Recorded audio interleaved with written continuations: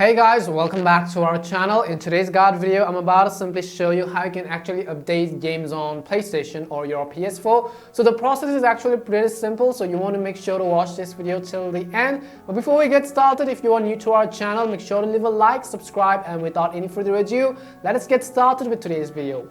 So you can see right after you open your PlayStation 4, you can see this is how the interface is going to look like. You can see a bunch of different games that I have installed on my PlayStation 4. Let's say I want to actually update Fortnite, for example. If you want to update Fortnite, what you have to do is simply navigate to the Fortnite button and let it be zoomed out a little. After that, what you can do is on your controller, basically you'll be able to see controller. You simply have to hit this options button. So you can see right over here, which says options on this button. You have to simply go ahead and actually hit the options button.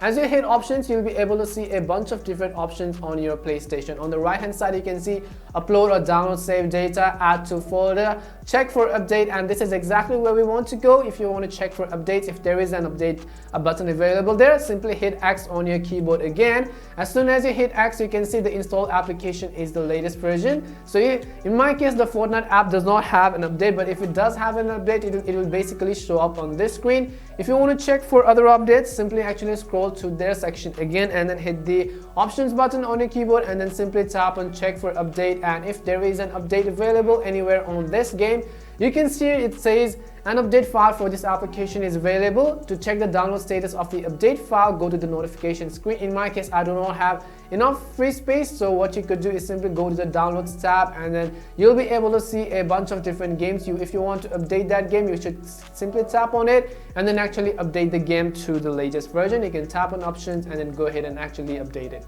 And this is how you can actually update games on PS4. We hope this video was really helpful, and if it did help you, make sure to leave a like and subscribe to the channel. If you have any more questions, queries, or doubts, simply make sure to leave them down below. Thank you very much for watching and see you soon in our next video.